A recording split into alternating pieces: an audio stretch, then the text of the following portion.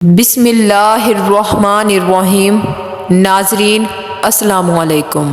کوئی شخص مجھے اس لعنت سے چھٹکارا دلا دے، خدا دشمن کو بھی اس لعنت سے محفوظ رکھے، یہ تو انسانوں کو کہیں کا نہیں چھوڑتی۔ ایک شخص ابراہیم نے نشہ کیا، سارا دن ادھر ادھر مارا پھرتا تھا۔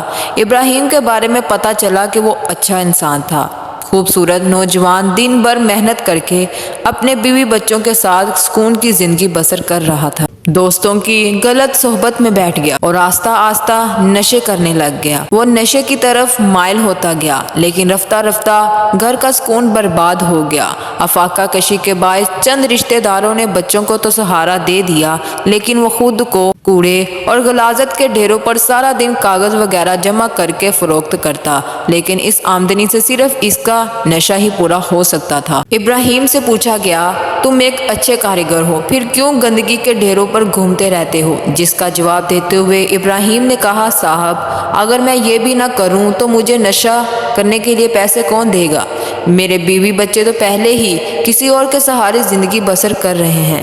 ٹھیک ہے کوئی مجھے روٹی دے دے گا، لیکن نشہ کہاں سے کروں گا؟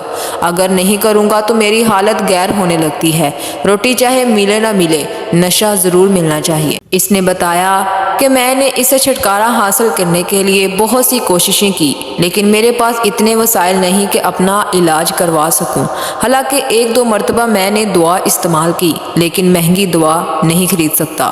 سرکاری ہسپتال والے تو ویسے ہی ہماری شکل دیکھ کر بھگا دیتے ہیں، یعنی وہاں کے چوکیدار ہمیں گیٹ سے اندر بھی نہیں جانے دیتے۔ آخر مجبور ہو کر نشہ کرنا پڑتا ہے۔ ابراہیم نے کہا، ہاں اگر علاج کا بندوبست ہو جائے تو میں خدا کا شکر ادا کروں گا، میری جان کو لگنے والے اس روگ سے نجات ملے گی۔ کئی لوگ بتاتے ہیں کہ ابراہیم بہت ہی محنتی شخص تھا، لیکن نشے نے اس کی زندگی کو تباہ کر کر رکھ دیا۔ یہ تو اچھا ہوا کہ اس کے رشتہ داروں نے اس کے بچے کو پال لیا، دیکھ بھال کر رہے تھے، ورنہ اس زمانے میں کون کسی کی پرواہ کرتا ہے۔ انہی لوگوں کے مطابق یہ شخص رات کو گندگی کے ڈھیر پر ہی سو جاتا ہے۔ ابراہیم نے کہا، سرکاری طور پر ہم جیسے ناکارہ لوگوں کے علاج ہو جائیں تو بہت سے بھٹکے ہوئے نوجوان سیدھے راستے پر آ جائیں گے۔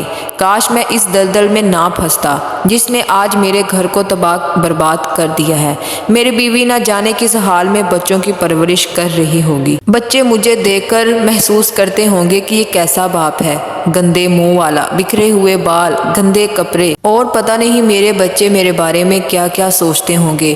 وہ معصوم چہرے بھی مجھے دیکھ کر ضرور پریشان ہو جاتے ہوں گے۔ یہ باتیں کرتے کرتے ابراہیم کی آنکھوں سے آنسو جاری ہو گئے۔ وہ سامنے میدان میں لگے ہوئے ایک گندگی کے ڈھیر پر کاغذ اکٹھے کرنے لگا۔ تو ناظرین، اس واقعے سے ہمیں یہ سبق ملتا ہے، نشہ انسان کے لیے زہر قاتل ہے۔ یہ انسان کو تباہ برباد کر کے چھوڑتا ہے، جیسے کہ یہ واقعہ عبرت دلانے کے لیے کافی ہے۔ آئندہ ہم خود بھی ایسے نشوں سے بچیں اور دوسروں کو بھی بچائیں۔ اللہ تعالی ہمیں سمجھ عطا فرمائے، آمین یا رب العالمین۔ تو ناظرین، یہ تھی آج کی ہماری ویڈیو اچھی لگی ہو تو میرے چینل کو سبسکرائب، ویڈیو کو لائک کر دیں۔ اللہ حافظ۔